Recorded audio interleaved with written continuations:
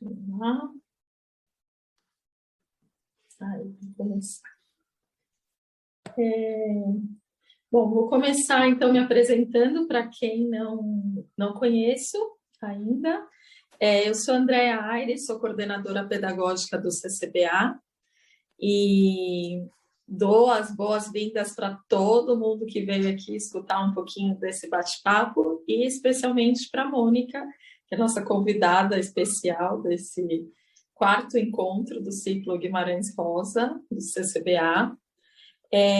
Só fazendo um panorama do que a gente já acompanhou, se tem alguém ou outras pessoas que já participaram desde o primeiro. A gente teve um primeiro encontro em maio, que o título foi Olhar o Sertão, Narrar o Mundo, com o professor Alexandre Pilati. O segundo encontro aconteceu em junho, com o título Ponto Zero da Travessia, uma introdução à obra de Guimarães Rosa, com o professor Marcos Ramos. E o terceiro encontro, em setembro, foi intitulado Versos, Ritmos e Melodias de Sagarana, de Guimarães Rosa, com o professor Ronieri Menezes. Todos esses três encontros já estão disponíveis na página do CCBA, no canal do YouTube. Então, quem quiser acompanhar e quem não pôde ver em algum outro encontro, pode ir lá pelo YouTube. E para dar início a esse quarto encontro, eu gostaria de agradecer a disponibilidade da nossa convidada e apresentá-la brevemente, para não roubar muito tempo das palavras dela. Então, a Mônica Raíssa Spum, eu acho que é assim que fala, né? Seu sobrenome. Nasceu em São Paulo, diplomou-se em História pela Universidade de São Paulo e doutorou-se pela Universidade de Paris, sob a orientação de Michel Perrault. Deixa eu admitir aqui, pessoal. Entre 1997 e 2002, Mônica lecionou na Universidade de Milão, junto ao Centro de Estudos. Agora o meu francês vai... Donne e Différence de Género, não sei se é assim que se fala exatamente. Em 2004, começou a trabalhar na École de Haute Études em Ciências Sociais, em Paris, instituição em que ela permanece até hoje, onde dirige a revista Brasis. Mônica dedica-se à história do gênero e à imigração e coordena pesquisas de mestrado, doutorado, pós-doutorado. E hoje a gente convidou especialmente ela para falar sobre o seu livro Justa, Aracide Carvalho, O Resgate de Judeus, trocando a Alemanha nazista pelo Brasil. Eu vou ler aqui uma pequena resenha do livro, só para a gente ir entrando no tema. E aí depois não vou dar muito spoiler para não atrapalhar tudo que a Mônica vai falar. Então, é uma emocionante história de duas mulheres que tiveram seus destinos entrelaçados pela resistência à intolerância extrema nos anos que antecederam a Segunda Guerra Mundial e durante o conflito. Uma era brasileira, chefe do setor de passaportes do Consulado Brasileiro em Hamburgo, a outra alemã, judia, mulher de um bem-sucedido cirurgião dentista. As duas, jovens na década de 30, tiveram papel decisivo na fuga para o Brasil de judeus perseguidos pelo nazismo. Araci trabalhava no mesmo consulado em que o escritor Guimarães Rosa, seu marido, iniciava a carreira diplomática como cônsul adjunto. Em 1938, a perseguição aos judeus levou Maria Margarete Bertel Levi e o marido a procurarem a funcionária Araci na tentativa de deixar a Alemanha nazista. A partir desse encontro, as duas mulheres, a brasileira Araci em Hamburgo e a alemã Margarete em São Paulo, criaram uma rede de solidariedade e construíram uma rota de fuga para os judeus da Alemanha rumo ao Brasil. As duas tiveram que driblar um contexto histórico duplamente hostil na Alemanha, os primeiros anos do Terceiro Reich e a Segunda Guerra, no Brasil, a Era Vargas, que criou uma política migratória restritiva e de constrangimentos para judeus. A partir de variada bibliografia, documentos anteriormente ocultos e entrevistas, Mônica conta a relação entre essas duas mulheres de fibra e reconstrói a cidade de Hamburgo das primeiras décadas do século XX. A autora mostra o modo como a intensificação da perseguição dos judeus ocorreu e a maneira como eles procuraram contornar as formas de repressão. No Brasil, a autora focaliza a cidade de São Paulo, da primeira metade do século, e foi lá que a maior parte dos judeus salvos por Araci e Margarete veio a se instalar, integrando-se a um tecido urbano emergente, precisando lidar cada um a seu modo com uma bagagem trágica trazida da Europa. Injusta, a autora acompanha os 50 anos de vida e deslocamento dessas famílias e reconstrói um riquíssimo trabalho de pesquisa, a história de Araci e Margarete e a amizade que atravessou o século XX e salvou vidas. Bom, uma história bem interessante para a gente descobrir nesse período aqui. Antes de começar, gostaria de fazer alguns combinados virtuais aqui. Quem quiser fazer alguma pergunta, pode fazer pelo chat, enquanto a Mônica estiver apresentando. No final, a gente vai abrir para perguntas e microfone, quem quiser comentar ou perguntar alguma coisa. Mas se durante a conversa vocês quiserem comentar alguma coisa, pode ser pelo chat que eu vou ficar atenta, tá bom? Bom, outra vez, muito obrigada, Mônica. Eu passo a palavra para você e já te coloco aqui como anfitriã também. Assim você pode... Obrigada, Andréia. Obrigada a todos e a todas. A maioria são mulheres, pelo que eu estou vendo. Então, o meu livro, que chama Justa, não sei se vocês enxergam ele aqui. Sim.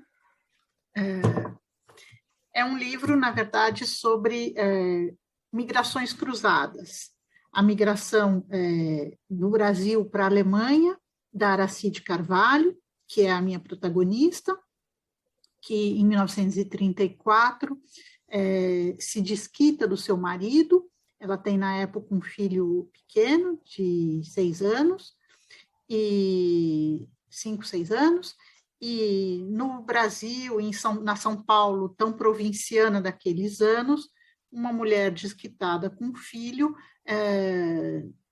cai nas más línguas das pessoas. Então, ela resolve se afastar um pouco do Brasil e de São Paulo e viajar.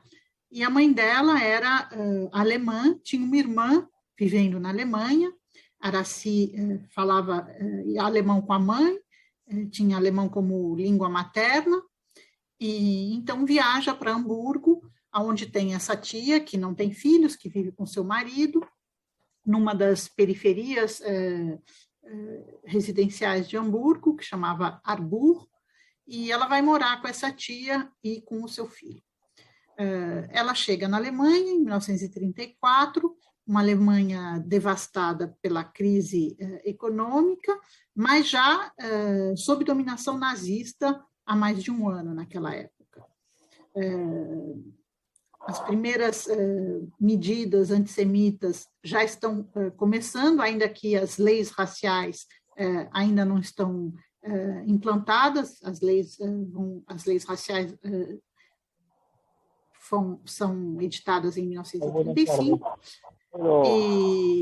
então Araci faz uma migração, atravessa o Atlântico para resolver uma configuração pessoal e familiar de vida e cai num contexto histórico que é muito diferente daquele onde ela estava. Ou seja, as migrações fazem com que as pessoas, apesar de estarem em mundos contemporâneos, encontrem realidades extremamente diferentes, apesar de simultâneas. Então, ela deixa o Brasil provinciano, misógino, conservador, nacionalista da era Vargas, e encontra uma Alemanha nazificada e com o antissemitismo já como política de Estado. Nos primeiros tempos, ela tem uma expectativa de um afastamento temporário do Brasil, mas a crise torna um peso a vida dela com o filho na casa da tia, que vive uma situação complicada, né, uma situação econômica complicada. Ter mais 2 pessoas na casa não é uma situação fácil, apesar da Aracy ter uma renda que ela traz do Brasil, de aluguéis que o pai tinha deixado para ela, e contribui com as despesas da casa. Mesmo assim é um peso para a tia e para o tio dela, e ela começa então rapidamente a tentar prolongar essa estadia, procurar um emprego Andréia, eu que devo admitir as pessoas agora? Tem gente querendo entrar? Sim, que eu te coloquei como anfitriã. Ah, tá bom. Ai, Então, pronto. Vocês me desculpem que então tenho que administrar essas 2 tarefas. Desculpa, mas tem uma pessoa que está falando o tempo todo. Teríamos que apagar. Então sou eu que tenho que fechar também os Martim. microfones. Né? Porque chama Martim, porque é incômodo. Eu não consigo desativar o microfone. Ah, sim, consegui. Acho que não consegui desativar o microfone desse. Eu escrevi aqui pelo chat, mas eu acho que ele não viu. Pronto, eu desativei o microfone dele. Então, a Aracy chega então, nessa realidade, que é uma realidade muito diferente daquela da qual ela estava fugindo ou se afastando. Começa a procurar um emprego, isso vai dar certo em 1936, quando ela encontra, então, essa vaga no Consulado Brasileiro de Hamburgo, onde ela vai ocupar a função de chefe do setor de passaportes. Então, o que mais me interessou foi que, para ela resolver uma configuração pessoal e familiar de vida, né, a história do desquite, o fato dela ser uma mulher que tem um filho para criar naquele contexto, e uma responsabilidade financeira que se apresenta como urgente na Alemanha, porque a tia não pode arcar com esse peso, ela acaba, então, se encontrando num espaço social e histórico que é chave, porque ela vai estar trabalhando justamente nessa representação diplomática brasileira, para onde os refugiados judeus que estão à busca de um espaço de emigração possível, no contexto de uma perseguição que vai aumentando, e o cerco que vai fechando, a Aracy, então, é a pessoa que os refugiados, quando entram no consulado do Brasil para pedir um visto, é ela que os atende no balcão e que organiza e agiliza as demandas de visto desses refugiados, desses candidatos ao visto. Então, essa é a imigração do Brasil para a Alemanha. E, muito rapidamente, a partir de 1936, segundo as agendas da Aracy de Carvalho que eu pude consultar, as agendas da época dela, que estão depositadas nos arquivos dela, ela conhece a Margarete Lévy, que é a segunda protagonista desse livro, e que ela vai ajudar a emigrar junto com o marido, o Hugo Lévy, que era um cirurgião dentista, como a Andréia antecipou, e que de Hamburgo vão para o Brasil. E, em 1942, quando o Brasil entra na guerra, toda a diplomacia brasileira volta para o Brasil, e a Aracy, voltando para São Paulo, vai se reencontrar com a Margarete, que ela não perdeu de vista, e elas vão, então, dar continuidade a uma amizade que durou mais de 70 anos, porque as duas morreram com 102 anos em 2011, com uns 10 dias de diferença. As duas nasceram no mesmo ano, em 1908. Então, é a imigração cruzada dessas duas mulheres, uma do Brasil para a Alemanha e depois de volta, né? A Aracy ficou 8 anos na Alemanha, e nesses 8 anos foram anos muito intensos para ela, porque a vida dela muda completamente nesses 8 anos. Não são quaisquer 8 anos, são 8 anos que são, digamos, o tempo forte da vida da Aracy. E é sobre esse período que o meu livro se concentra, não é uma biografia, é um livro de migrações. E esses 8 anos são capitais na vida dela, porque é nesses anos que ela vai ocupar esse espaço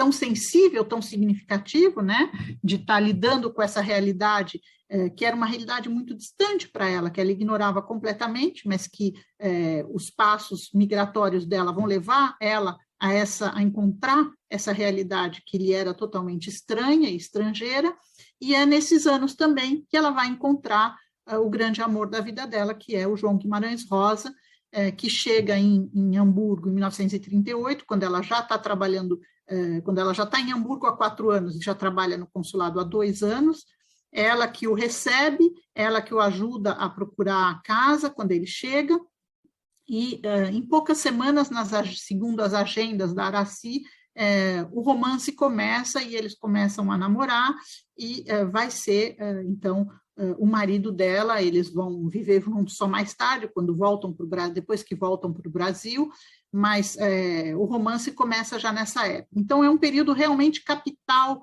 é o tempo forte da vida da Aracy, é o tempo da ação dela em defesa desses refugiados, e do ponto de vista da sua vida pessoal, é o tempo forte, porque é lá que ela encontra com o João Guimarães Rosa, que vai ser o seu segundo marido. E ela também foi a segunda esposa dele. Ele também, quando chega em Hamburgo, estava desquitado da primeira mulher com quem ele teve as suas 2 filhas.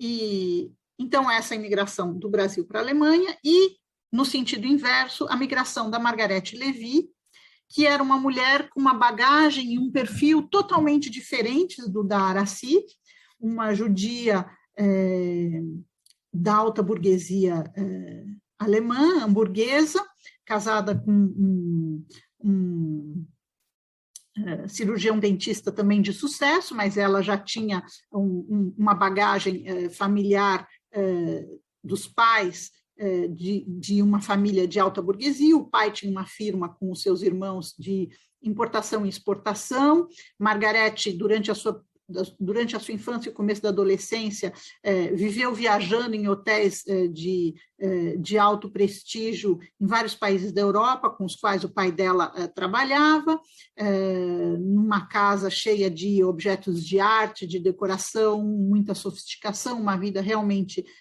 muito de elite, bem diferente da vida da Aracy, que era uma moça de classe média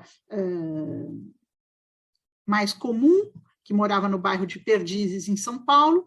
A Margarete, uma mulher da alta burguesia, judia, muito liberal, muito inserida na sociedade alemã, muito assimilada, e que vai sofrer um rebaixamento e ser vítima da perseguição nazista, e que, então, quando a situação realmente piora, se apresenta no consulado pedindo um visto para ir embora. E ela e o marido vão embora, como as outras pessoas sobre as quais eu tracei os percursos migratórios nesse livro, depois da Noite dos Cristais, que é uma noite de grande violência, que acontece em novembro de 1938, e o grupo de 18 pessoas que eu segui de Hamburgo para São Paulo vão todos conseguir vistos e ir embora da Alemanha logo depois, nas semanas ou nos meses que seguem a essa violenta Noite dos Cristais.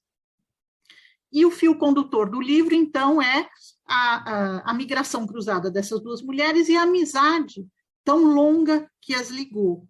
Porque logo no começo das 3 longas entrevistas que eu pude fazer com a Margarete Lévy, que ainda estava muito lúcida quando eu comecei a fazer essa pesquisa, contrariamente à Margarete, que eu não pude, infelizmente, entrevistar, a Margarete logo me falou da amizade importante que elas tinham. E eu a questionei, porque me parecia que a relação dela com a Aracy era uma relação de dívida, de agradecimento, de reconhecimento pelo que a Aracy fez por ela. E eu disse isso para ela: Dona Margarete, uma amizade é uma relação simétrica. o que a senhora está me descrevendo não parece ser uma relação simétrica, me parece ser mais uma relação de reconhecimento que a senhora tem, de grande admiração pelo que Araci significou para a senhora naquele contexto. E ela logo me contradisse e foi muito firme, dizendo, mais de uma vez, de que ela era também, que ela também era para Araci uma amiga e que ela foi confidente da Araci durante muito tempo. Então, configurava uma amizade, ou seja, uma relação simétrica entre essas duas mulheres que tinham um perfil e uma bagagem extremamente diferentes, origens sociais, origens, background religioso, linguístico e cultural extremamente diferentes, que nunca teriam se encontrado sequer, e muito menos ficado amigas, se não fosse esse contexto dramático e extraordinário que as reuniu no Consulado do Brasil em Hamburgo. Então, esse fato extremamente dramático e peculiar, extraordinário, que as reuniu e que faz com que essas migrações cruzadas sejam atravessadas pela amizade, é o que eu escolhi para traçar o fio condutor desse livro que eu estou aqui apresentando para vocês. A Araci recebeu o Prêmio de Justa entre as Nações em 1982. Não sei se todos vocês sabem o que é um justo ou uma justa entre as nações. Isso é um título que é dado pelo governo de Israel, através do Instituto Yad Vashem, que é o Museu do Holocausto, e é o que é o que se costuma chamar de um tribunal do bem. O título de justa existe desde 1961 e é atribuído a pessoas não judias, não judeus, que se arriscaram de alguma forma para salvar judeus da perseguição nazista durante a Segunda Guerra e o período imediatamente anterior já das perseguições. Para que uma pessoa seja considerada uma justa entre as nações, é preciso que, ao menos, dois testemunhos diretos, ou seja, de pessoas que foram salvas por essa pessoa, não pode ser testemunho indireto de alguém que ouviu falar ou que soube da história, precisa ser a própria pessoa que foi ajudada que testemunha, o que vocês podem imaginar vai diminuindo com a passagem do tempo, porque os testemunhos diretos estão morrendo. Então, ao menos 2 testemunhos diretos têm que enviar um testemunho escrito, explicando e justificando do que essa pessoa teria feito para salvá-los, e esses testemunhos são avaliados pelo que a gente chama de um tribunal do bem, que distribui, que decide desses títulos, que são títulos exclusivamente individuais e pessoais. Existe só que eu me lembre duas situações em que o título de justo foi atribuído de modo coletivo para 2 vilarejos aqui na França, onde eu vivo, em que toda a população foi um reconhecimento de que toda a população se organizou para defender os judeus que viviam ali, escondê-los e protegê-los. Mas, de modo geral, existem mais de 20 mil justos reconhecidos, a grande maioria na Europa, no terreno da guerra, como vocês podem imaginar, poucos vinham de países que não estavam no terreno da guerra, e esses poucos são, em geral, gente que trabalhava nas representações diplomáticas na Europa, como é o caso da Araci. Nas Américas existem 6 justos, 3 nos Estados Unidos, 2 no Brasil e uma chilena. Os 2 no Brasil são Araci de Carvalho e o então embaixador em Paris, Souza Dantas, que deu muitos vistos para judeus que moravam na França então ocupada. No caso da Araci, quem deu os testemunhos para que o título de justa lhe fosse atribuído nos anos 80 foi a Margarete Lévy. Logo que o marido dela morreu, ela me disse que era um sonho dele, que ele sempre dizia, nós deveríamos fazer isso para manifestar publicamente o nosso reconhecimento a Araci, e quando ele morreu, então ela decidiu se mobilizar para realizar esse desejo do marido dela e dar esse reconhecimento para a amiga dela de tantos anos. e uma outra pessoa que foi ajudada pela Aracy, que também tinha esse sentimento de reconhecimento, que era o Gunther Heilborn, que deu para sua primeira filha nascida no Brasil, pouco depois da sua chegada, em 1941 ou 42, o nome de Marion Aracy, em homenagem a Aracy de Carvalho. Essas duas pessoas, então, escreveram seus testemunhos, e junto com os testemunhos deles, bem pessoais, que eu pude consultar, que estão lá no dossiê dela de Yad Vashem, eles entregaram também um documento que me parece o documento-chave para que a comissão que examina esses pedidos desse o título de justa para Aracy, que é uma carta que foi escrita em alemão para Aracy, em 1943, pela pessoa que era o responsável do escritório de emigração da comunidade judaica de Hamburgo, quer dizer, a pessoa que estava tentando mandar para fora da Alemanha os judeus da sua comunidade, e esse senhor não fugiu da Alemanha, ele esperou e foi ajudando os membros da sua comunidade, até que em 1943 os nazistas decretaram o fechamento de todos esses organismos, porque a deportação já estava bem adiantada, né, tinha começado em 41, e a política genocidária também já estava avançando em um ritmo acelerado. Então, esse escritório foi fechado, e esse senhor, depois eu vim a saber, foi deportado com a sua família para Theresienstadt e em seguida para Auschwitz, onde foram todos assassinados. E, imediatamente antes de fechar esse escritório, ele escreveu uma carta pessoal para Aracy de Carvalho, que ela guardou e que faz parte desse dossiê de Yad Vashem, onde ele agradece pessoalmente a ajuda que ela deu para esse escritório dele, em que ele estava tentando, se mobilizando para ajudar os judeus da sua comunidade a escaparem da Alemanha. Ou seja, isso quer dizer que não somente a Aracy estava ajudando as pessoas que se apresentavam individualmente no balcão do Consulado Brasileiro de Hamburgo, mas ela tinha também uma interlocução mais coletiva e organizada com os membros da comunidade judaica de Hamburgo que estavam trabalhando em prol da sua comunidade.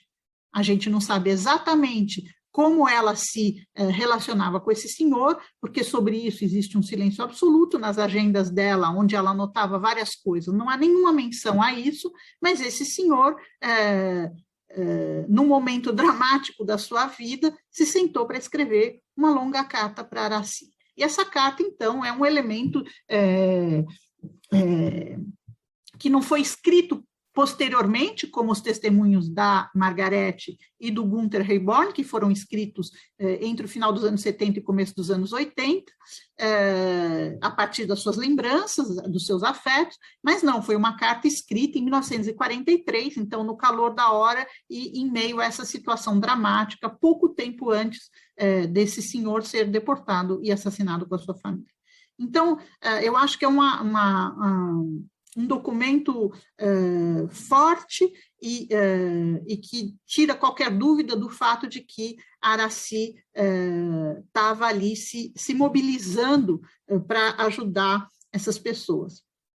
O que é muito importante, porque, contrariamente a outros diplomatas que deixaram a sua assinatura nos vistos, como Aracy era uma funcionária e não uma diplomata, a assinatura dela não está em nenhum dos vistos que podem ter sido outorgados graças à ajuda dela. O que a gente pode ver nos passaportes dessas pessoas é a caligrafia dela que preencheu os vistos e que é facilmente reconhecível, mas a assinatura era do cônsul, seu superior hierárquico, a quem ela submetia os dossiês. Mas era ela que atendia as pessoas e que agilizava o avanço desses dossiês, negociando com o cônsul, isso a gente nunca vai saber, e aproveitando das brechas que a legislação do regime varguista deixava, porque existia uma política antissemita regulada por circulares secretas que o governo Vargas estava implantando e que as representações diplomáticas brasileiras na Europa deveriam respeitar, e então existiam várias restrições a entrada de judeus no Brasil. Naquela época existia uma política etnicamente discriminatória, que funcionava por circulares secretas e que estava em pleno funcionamento. Mesmo assim, existiam algumas brechas que eram legais e uma certa margem de manobra nas mãos dos funcionários que estavam administrando diretamente a execução dessa política. E a Aracy estava usando o máximo possível da margem de manobra dela para agilizar e, enfim, otimizar as possibilidades que ela tinha de dar esses vistos. Vistos que começaram a ser mais demandados quando a violência e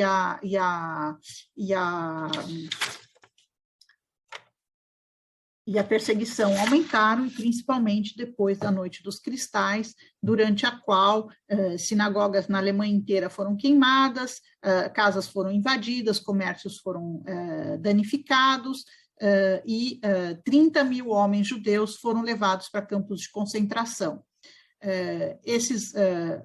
Muita gente morreu, principalmente os homens, que eram diretamente visados nessa época, as mulheres estavam sendo mais poupadas ainda nesse período. As famílias tentavam esconder e proteger os seus homens, as mulheres não se sentiam diretamente visadas, e esses homens que foram presos e colocados em campos de concentração tinham o direito de sair dos campos contra a prova de que eles tinham um visto para emigrar, porque até 1941, final de 1941, outubro, novembro de 1941, a política nazista era de construir uma Europa limpa de judeus, livre de judeus. Então, a política era empurrar e forçar a emigração, que essas pessoas fossem embora, ainda que com violência, ainda que cada vez mais a emigração custasse muito caro, porque os judeus tinham que pagar os impostos devidos aos judeus, então cada vez ficava mais caro, esses impostos foram aumentando, e cada vez custava mais caro poder deixar a Alemanha, e o controle dos bens e desse imposto devido para poder emigrar era muito rígido, e eu pude examinar essa documentação para as pessoas com as quais eu estava trabalhando, e mesmo assim a política ainda era de empurrar para a imigração. Então, quando as pessoas apresentavam a prova de que tinham um visto dado por algum país, esses homens que estavam nos campos de concentração podiam sair, ainda que as famílias precisassem, em muitos casos, consultar advogados para isso, porque o contato com a Gestapo não era muito fácil. Então, o que eu quis fazer foi, a partir da figura central, que era Aracy, e para além desse fio condutor que eu descrevi antes, entre a Aracy e a Margarete, foi encontrar um pequeno grupo que, como a Margarete, também recebeu ajuda da Aracy para emigrar. Então, a partir da Aracy, eu fui constituindo esse pequeno grupo, e não é um trabalho serial, assim, como quantitativo. O meu interesse não era quantitativo, o meu interesse era de trabalhar com histórias de vidas, percursos migratórios, então estabeleci um pequeno grupo para poder olhar de perto a experiência migratória dessas pessoas. E como todos os dossiês de arquivo sobre essas pessoas eram nominativos, primeiro eu tive que constituir o grupo que eu ia seguir, que são 16 pessoas, exatamente, e depois trabalhar com os arquivos nominativos, que são essencialmente 3 dossiês que eu tinha à minha disposição. O primeiro dossiê é o dossiê nazista, que é esse que eu mencionei agora há pouco, de cobrança do imposto devido pelos judeus, que é o que os nazistas faziam para expropriar todos os bens, o máximo possível, dos judeus, no momento em que, de quem vivia lá, mas, em particular, daqueles que estavam emigrando. Então, os judeus não tinham passaporte, né? Os passaportes foram recolhidos e é só a Gestapo que dava a sua permissão final para a imigração, então entregava os passaportes no momento em que todas as contas estavam feitas e que os impostos devidos estavam pagos. Então, eu tenho esse dossiê nominativo, que é o pente fino que a Gestapo passa nas pessoas, com os fiscais que iam nas casas, e que examina tudo aquilo que eles estão colocando no container para entrar no navio e emigrar. Então, as pessoas tinham que fazer listas de todos os bens que eles estavam transportando, e as listas iam desde o mobiliário até pano de chão, vassoura, enfim, tudo. E as pessoas colocavam ao lado o valor estimativo de cada um desses objetos, e o fiscal da Gestapo punha o valor que ele estimava, e a partir dali calculava o imposto.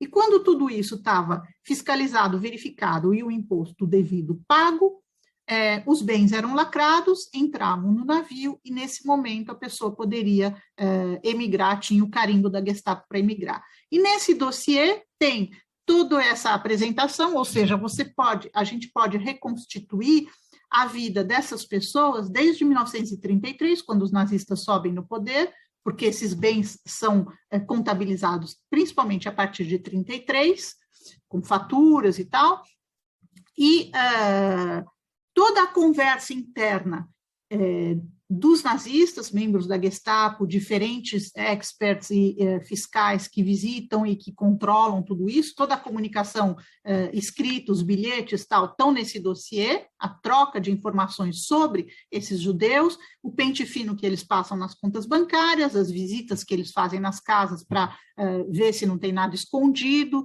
toda essa desconfiança que às vezes passa nos bilhetes, quando eles têm que ir num técnico tal para vistoriar tal coisa que os nazistas existem. Então, todo esse trâmite que às vezes demorava mais de um mês, e você pode reconstituir os bens dessa pessoa, em que casa eles moravam, como é que a vida deles vai piorando quando eles se mudam de endereço para casas menores, quando eles têm que vender bens, quando eles perdem o emprego, quando a empresa, quando era o caso de ter uma empresa, era arianizada, ou quando eles perdem o emprego porque o patrão não queria mais empregar judeus, enfim, como a vida deles vai piorando, e como tudo isso vai sendo documentado, porque os nazistas estão retendo o máximo possível de dinheiro e de bens, até o momento em que eles entram no navio e vão embora. Então, esse dossiê reconstitui a vida dessas pessoas entre 33 e 38, 39, quando eles emigram. Depois, quando eles chegam no Brasil, todos os que eu segui vieram com um visto de turista, que era o mais rápido de obter, porque não tinha que entrar em nenhuma casa mais difícil, restritiva na época, e era o dossiê mais simples e mais fácil numa urgência do contexto da violência. E quando eles chegam no Brasil, o visto é válido 3 meses, renovável por mais 3 vezes, depois de 6 meses eles caem na ilegalidade, e todos eles logo depositavam uma demanda de transformação no visto de turista para visto permanente. E aí abre um outro dossiê, que é aquele da demanda da permanência, que hoje em dia você pode consultar, obedecendo algumas regras, enfim.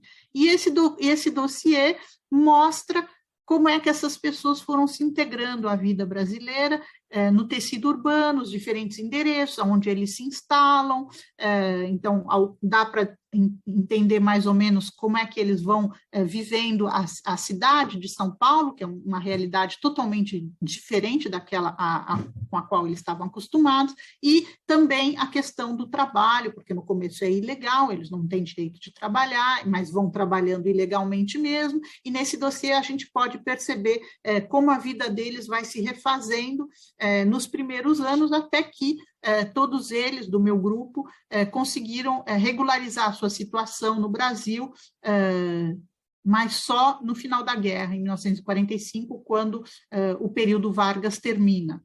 E eles, então, regularizam a sua situação, mas já tarde demais para poderem trazer os membros da família, principalmente os pais que ficaram na Alemanha. Daquelas pessoas que eu segui, só um trouxe toda a família, os outros todos deixaram os pais na Alemanha com a esperança de poder trazer, mas como a situação deles era muito instável no Brasil, não conseguiram trazer, todos os pais deles morreram. E depois, mais tarde, Em 1952, o Adenauer estabelece a culpa alemã do genocídio judeu e abre a possibilidade dos sobreviventes pedirem compensação de guerra. E aí começa um segundo dossiê alemão, que eu também pude consultar, que é quando, nos anos 50 e 60, depois de se concentrarem na instalação deles, na inserção deles na sociedade brasileira, eles voltam a olhar de novo para a Alemanha e refazem a sua história junto aos tribunais alemães e pedem compensação por várias coisas que eles sofreram.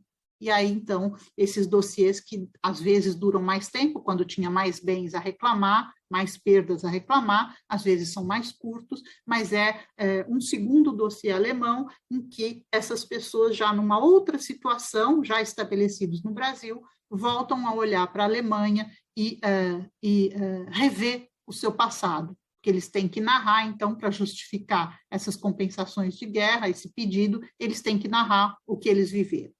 Então, essencialmente é isso, uma história do cotidiano vista pelo baixo, a partir dessas pessoas. Alguns imigraram sozinhos, outros, como a Margarete Lévy, em casais. 2 deles tinham já um filho pequeno, 2 famílias tinham 3 pessoas, crianças de 12, 13 anos, então configurações bastante diferentes em que eu pude ir mostrando como esse desafio migratório foi vivenciado por essas pessoas num intervalo de cerca de 30, 40 anos. Agora, acho que encerrei a minha fala, mais ou menos no tempo que a Andréia tinha me dado, e se vocês quiserem fazer perguntas, fico à disposição. Obrigada. Muito obrigada, Mônica. Eu não sei se você quer projetar alguma coisa,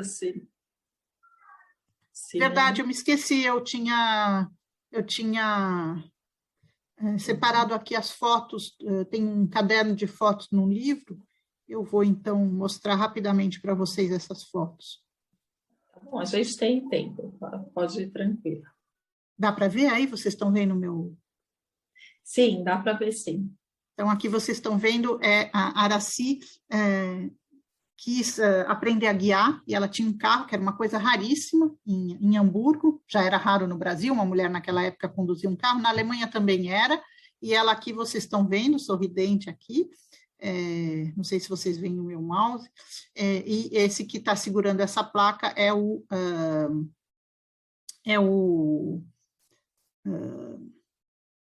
professor da autoescola onde ela se inscreve, que se chamava Joseph Boone. Aqui ela com aqui é o primeiro carro dela, a pessoa que está sentada atrás é a mãe dela, Cida Moebius de Carvalho.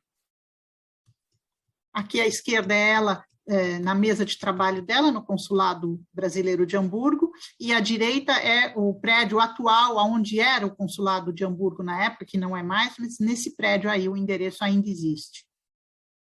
Essa é a Aracy, de novo. Esse é o endereço do prédio onde ela viveu com o filho dela depois que ela deixou a casa da tia. O prédio provavelmente foi destruído pelos bombardeios, mas o endereço ainda existe. Esse prédio é um prédio do pós-guerra, não é mais o mesmo prédio onde ela morou, mas é no mesmo endereço onde ela vivia. E esse é o prédio de época, que não foi destruído, na rua mais chique, uma das ruas mais chiques de Hamburgo, onde vivia a Margarete Lévy, antes de emigrar com o marido dela. Viviam num andar, no lado era o apartamento e do outro lado era o consultório dentário do marido dela. Esse é a Margarete, à direita, e à esquerda com o marido dela.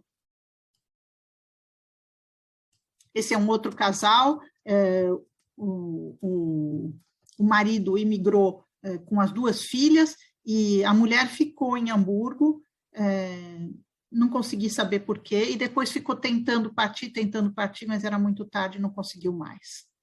Ela foi deportada. Esse é o casal Grete e Max Kalman, que também vieram ajudados pela Aracy. Esse é o casal Ing e Gunther Heiborn, o Gunther que deu o testemunho dele para o título de justa da Aracy, eles que têm a filha que se chama Marion Aracy. Gunther tinha sido preso no campo de Buchenwald durante a Noite dos Cristais, e a Ing que conseguiu os vistos em Hamburgo com Araci e conseguiu, então, tirar ele do campo. Ficou cerca de 40 dias no campo. Essas são as duas famílias com criança que emigraram também, os Katz à esquerda e os Marcos à direita. Katz com o menino, o Egon Katz, e os Marcos com a menina Anelor.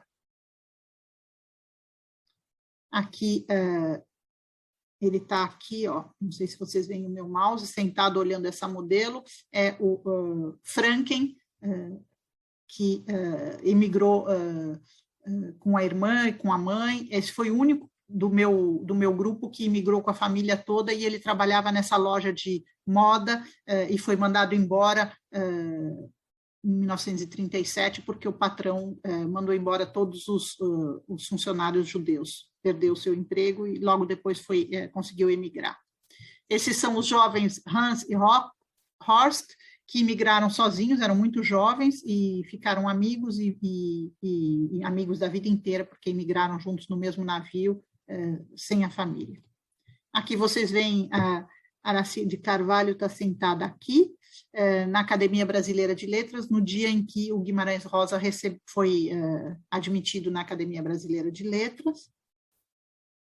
Aqui o Guimarães, sendo admitido na Academia Brasileira de Letras, em 1966, um pouco antes dele morrer no ano seguinte.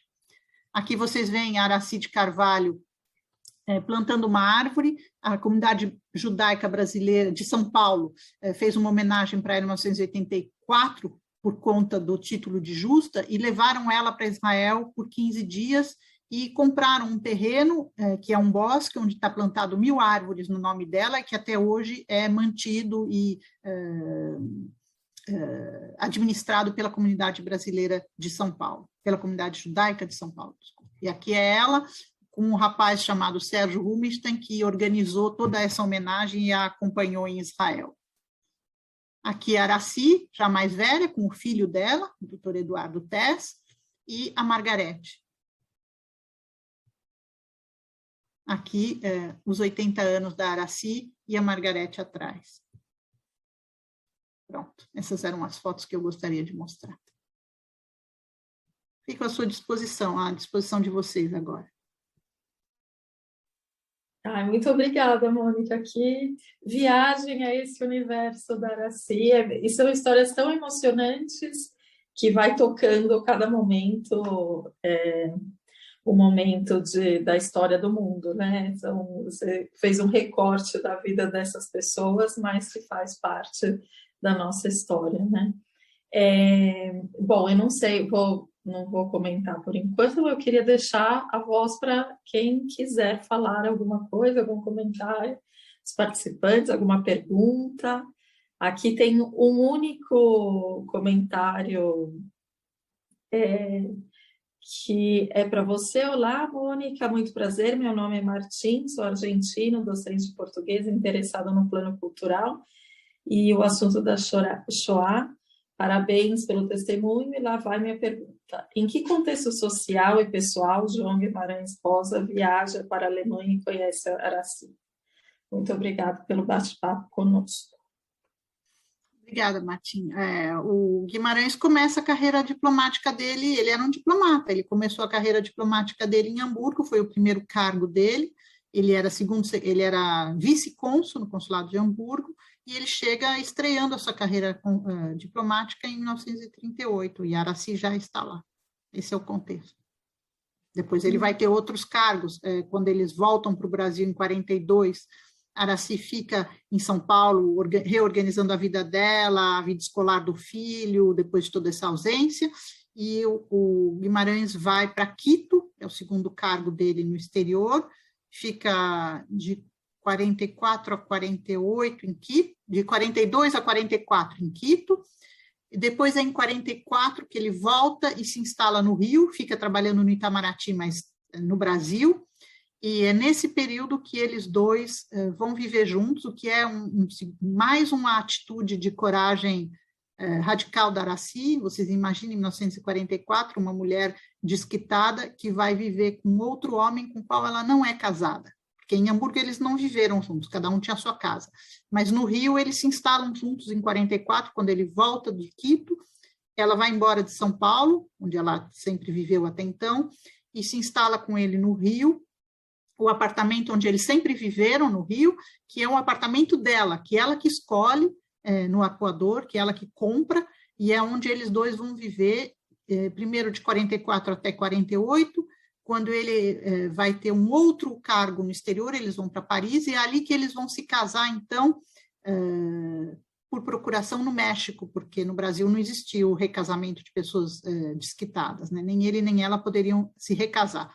E eles se casam por procuração no México, que aceitava já na época o divórcio, e vão para Paris, ela o acompanha, ele fica de 48 a 51 em Paris, como segundo secretário da embaixada, e vai ser o último cargo no exterior dele. Depois, em 51, ele volta, sempre no mesmo apartamento no Rio, eles já estão vivendo juntos, e até a morte do Guimarães, eles vão continuar nesse apartamento, que é onde ela continua depois a viver,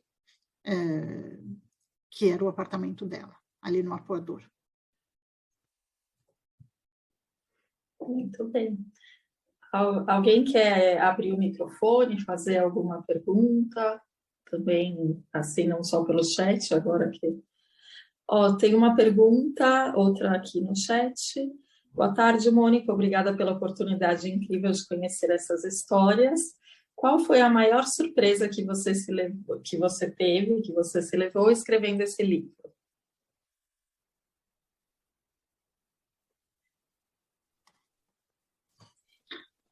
Muitas, né?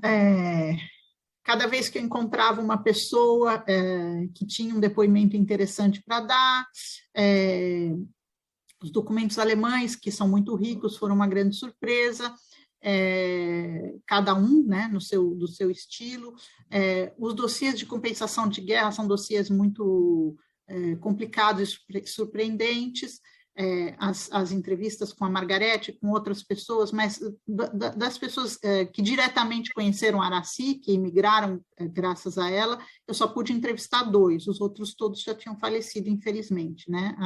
A dona Grete Kalman, que eu mostrei a foto, e a própria Margarete. Os outros todos eu só pude entrevistar descendentes.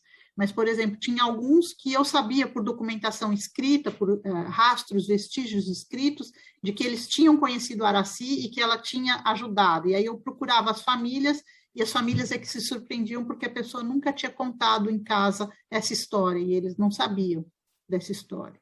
Enfim, são muitas emoções nesse período todo em que eu pesquisei, que foram vários anos, que eu fui convivendo com esses personagens todos, e quando eu fui para Hamburgo também, que eu pude visitar esses lugares, entrar no prédio, enfim. Eu imagino. Eu estive, enquanto você estava falando, eu estive no Yad Vashem, no Jardim dos Justos, e vi lá a árvore plantada em homenagem a Araci. Muito emocionante toda essa viagem. E tem mais uma aqui, Mônica. É forte a comunidade judaica no Brasil? Porque eu acho que, para colocar em contexto, não sei se você conhece o contexto de Buenos Aires, aqui da Argentina, aqui em Buenos Aires especialmente, e na Argentina, em Córdoba também, tem uma comunidade judaica muito forte. Então, sim, tem uma influência enorme aqui. A comunidade judaica do Brasil é pequena, bem menor do que a Argentina, até uma certa época era mais ou menos a metade, depois essa diferença diminuiu porque durante a ditadura muitos judeus argentinos foram embora da Argentina, né? Então essa diferença diminuiu, mas a comunidade argentina é muito maior do que a brasileira. A gente estima no Brasil entre 100 e 120 mil pessoas no Brasil inteiro, dos quais 45 mil em São Paulo, 35 mil no Rio, e o resto dividido entre a Bahia, Minas Gerais, o Paraná, Pernambuco. A cidade de São Paulo é onde tem mais, por conta... São Paulo passou na frente do Rio nos anos 50, quando chegaram os judeus fugindo do Nasser no Egito. e tem uma boa comunidade de judeus egípcios, e esses, em geral, se instalaram em São Paulo. Quando os alemães chegaram, a partir de 35, 36, eles começam a chegar, a comunidade judaica já existia, já estava bem instalada e organizada em São Paulo, e eram principalmente os judeus que vieram do antigo Império Russo, né? Russos, poloneses, lituanos, que organizaram toda a constelação de organizações judaicas. Quando os alemães chegaram, era esse tipo de comunidade judaica que existia, com a qual eles não se identificavam, porque eles eram judeus muito menos praticantes, muito mais assimilados, que não falavam o Yiddish, que os judeus alemães já tinham abandonado há muitas gerações, e que eram muito menos praticantes, e eles, então, se organizam numa outra comunidade, com uma outra sinagoga. O rito alemão é diferente, um rito muito mais... Quando eles começaram a se assimilar na Alemanha, eles incorporaram o coro, né, a música, que era um modo de se aproximar dos protestantes, do culto protestante, porque no culto judaico tradicional não existe canto e órgão e coral, mas no rito alemão sim. Então eles criaram a própria sinagoga, a própria organização comunitária, que é a Congregação Israelita Paulista, que existe até hoje, foi criada pelos alemães, cujos arquivos eu também consultei, que mostrava como eles fizeram também toda uma organização para ajudar, para tentar trazer e tirar da Alemanha o máximo possível de pessoas, as reuniões, as atas de reuniões dessa congregação nos anos de 36 a 39, 40, eu pude consultar, mas é uma comunidade pequena, ainda que a comunidade de São Paulo seja a maior do Brasil, bem menor do que a comunidade argentina. Tem uma pessoa aqui também, Fernando, que agradece o convite, está falando que está estudando português. Meu sobrenome é Schulze, sou neto de alemães, meus avós eram de Hamburgo. Está se sentindo representado aí também. De onde vem sua inspiração para investigar o passado? Uma pessoa comenta aqui. Sou historiadora há tantos anos, esse é meu ofício. A gente está sempre olhando para o passado, mas acho que o passado a gente estuda para ele iluminar o presente, né? Não é uma atitude gratuita. O passado está aí para iluminar o presente, né? Principalmente para a gente não repetir as tragédias do passado. Acho que a gente tem que estudar o passado para evitá-lo. Tem alguém aqui que está perguntando se o livro está disponível na Argentina. Eu só sei que ele é disponível no Amazon. No Brasil, ele é disponível no Amazon. Na Argentina, não sei. Tá certo. E você quer comentar brevemente, assim, que você vendeu os direitos autorais para a série? Sim. Porque isso, eu acho que aí todo mundo vai poder assistir em algum momento. Eu vendi os direitos do livro para uma série que a Rede Globo está fazendo, em associação com a Sony International, que é uma rede americana. Vai ser a primeira série internacional da Globo, que vai ser inteirinha falada em inglês, e com atores e atrizes que não são todos brasileiros. E as filmagens já terminaram, uma parte foi feita aí em Buenos Aires, a Andrea lembrou, e ainda não tem data, era para ter estreado no ano passado, mas tudo foi atrasando por causa da pandemia, mas deve estrear, enfim, não sei quando vai estrear, mas uma série ficcional a partir do meu livro. Com certeza quando aparecer por aqui, a gente vai lembrar dessa conversa. Bom, Mônica, eu não sei se mais alguém quer comentar alguma coisa, fazer alguma pergunta. Aí uma última pergunta, alguém? Eu quero... Oi, Sim, desculpa, eu estou sem imagem, porque minha internet hoje está bem chatinha. Oi, Mônica, prazer, boa tarde para todo mundo. Eu só fiquei curiosa em saber Quanto tempo levou mais ou menos? Você já comentou, né, da pesquisa, que foram muitos anos, mas o tempo total, né, entre pesquisa e escrita do livro, quanto tempo mais ou menos durou todo o processo? Vários anos. Eu comecei a pesquisa em 2005, mas depois teve um período que eu interrompi, porque os arquivos do IEB, onde está a coleção da Aracy, tinha obstáculos para consultar, ficou um pouco engavetado. Em 2008, que foi o centenário de nascimento da Aracy, a pesquisa deu uma avançada mais rápida e o livro foi publicado em 2011. Então, total, uns 6 anos de trabalho. Bastante trabalho. Alguém mais quer fazer alguma pergunta? E aproveitem último minutinho aí para a gente finalizar. Vai lá, Martim. Martim quer falar alguma coisa.